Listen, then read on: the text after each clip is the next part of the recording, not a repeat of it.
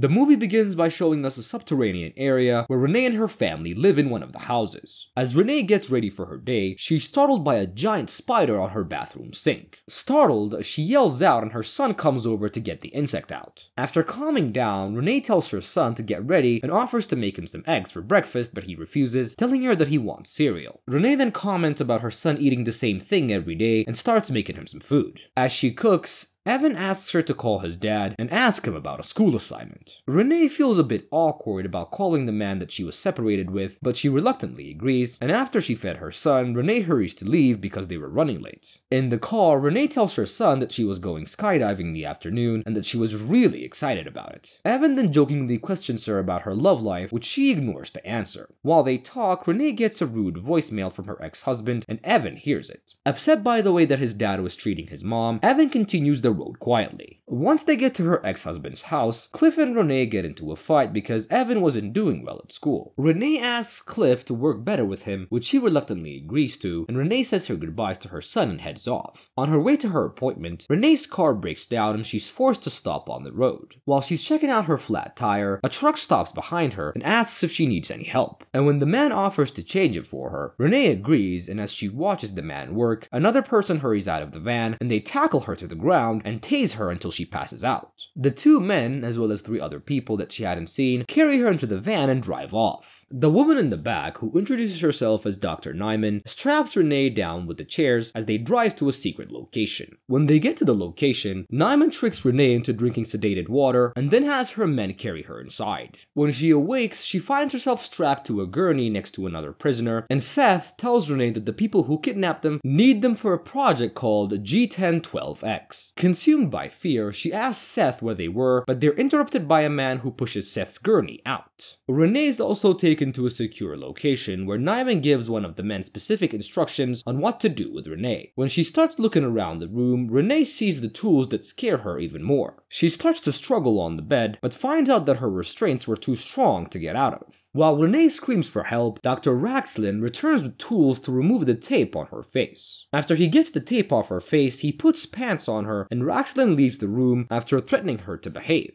Once the doctor was out of the room, Renee continues struggling until she hears a voice from the opposite room. The man explains that he wasn't one of them and that the people who abducted them have been experimenting on him, and he tells her that the doctors had told him that he only had one chance to perform what they wanted him to. Feeling quite confused, Renee asks what he meant to perform by, and he tells her that their abductors inject something into their system that makes them change. The prisoner next door starts asking her questions about her life, trying to figure out why they were picked. As they continue to converse, a door in the other man's room opens and he's threatened to keep quiet. Renee continues to hear the panicked screams from the next room, which motivates her to escape even more. A few minutes later, a bald man and woman enter the room, and the man sets up a camera while the woman explains that having footage helps their experiment. Fearing what was about to come, Renee begs them to let her go, telling them that she has a son, but they seem to already know that. The bald man continues to ask her questions about herself as the woman takes her blood pressure, and the man starts to check off lists of her allergies and fears, checking an arachnophobia as positive. And after poking and probing her, the 2 doctors leave the room, returning with Dr. Raxlin, who injects her with some sort of chemical. After the injection, Renee starts to feel delirious and can only remember flashes of what they did to her before waking up in her room again. Raven tells her that she was pleased with the way that she absorbed the solution, and for her next step, she is taken to another room where they released a giant spider on her hand. Consumed by the fear of spiders, Renee starts to flail around as she walks on her hand, begging them to stop. And after torturing her for a few minutes, they suck the spider back in the tube and return her to her room. Before leaving, the bald man tells Diana that he believes Renee is going to be successful. When she is left alone in her room, Renee manages to escape the handcuffs that she had loosened earlier and enters the air shaft. Crawling around in the air shaft, she comes across another experimentation room where another person was being tortured with the fear of heights. Continuing forward, she sees many more rooms like that with other victims being experimented on. Finally, she reaches one of the air ducts that leads to the bathroom and hopefully outside. But suddenly, she hears voices coming from the outside and hides in one of the cabinets. 2 men walk in, talking about the fertility rate of the women that ruptures, which they had found disappointing. After the men leave, Renee climbs back into the vent and finds an air chute that would take her to the roof. When she reaches the top, she's disappointed to find that it was sealed, and realizing that she won't be able to go out this way, Renee goes back and tries to find her next door neighbor, Blake. In his room, she finds him strapped to his bed just as she was, and she tries to get him out, but he tells her that the doctors have explained that he would be released soon. When she asks what the end goal of the experiment is, he tells her that he wasn't sure, but that it had something to do with their skin. And suddenly, they notice a snake climbing out of his pants, but before she could help him, the doors open and she's forced to hide under his bed. While she's hiding, she hears the doctors tell Blake that his terror had almost initiated the DNA change, and one of the doctors tells Blake that when he wakes up, he'll be back at home and the experiment will forever change the way he thinks. Colette introduces herself to the patient, telling him that she was in charge of integration, and Renee continues to hide under the bed until Colette takes Blake out of the room and then slowly sneaks out. She tries to take the elevator down, but realizes that it needs a special key, and understanding that she won't be able to get out this way either, she walks back into the hallways and finds one of the labs. While she spies inside, she sees one of the men remove his contact lenses, revealing strange inhuman eyes. Scared, she returns to the hallway where she finds Seth's dead body, his skin ruptured and lacerated. Renee hides in a broom closet and hears the doctors talking about her, urging to move forward with the experiment.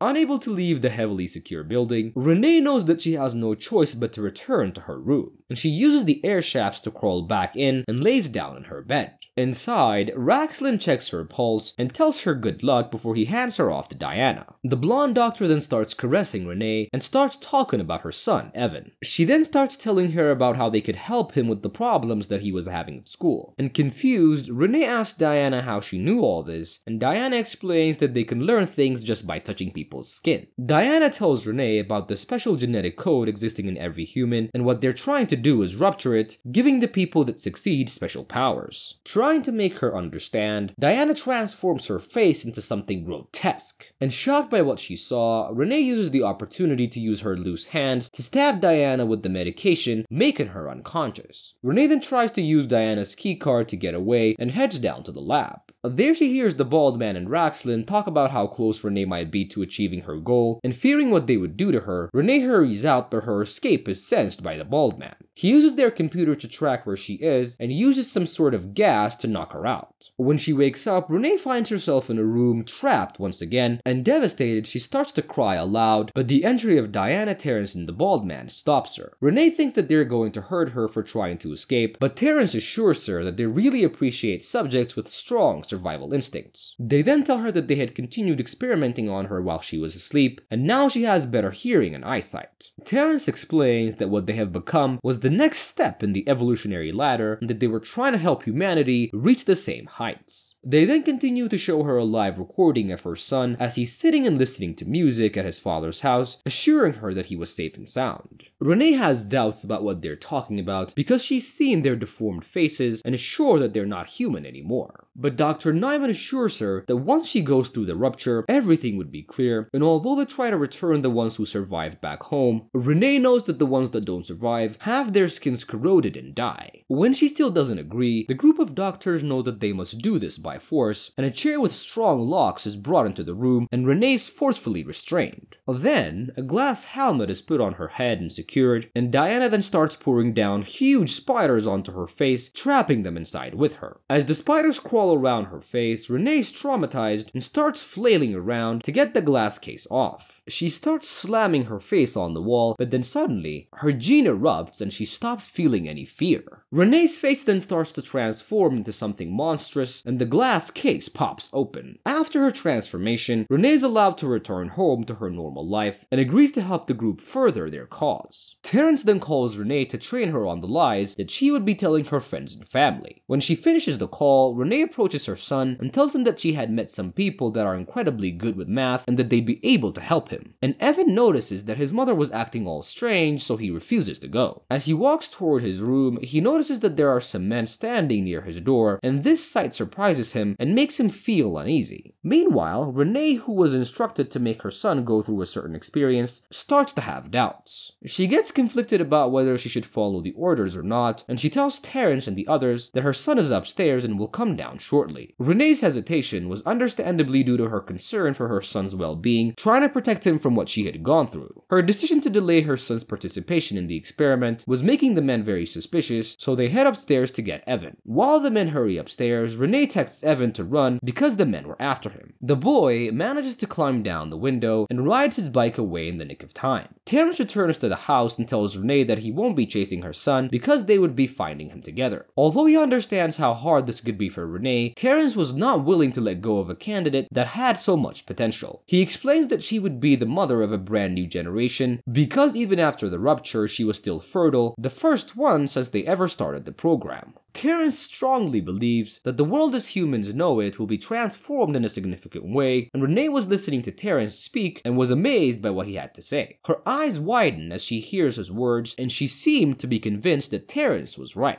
And that is where today's movie comes to an end. If you want to watch more creepy horror movie recaps, make sure to subscribe and leave a comment. We'll see you next time. Bye.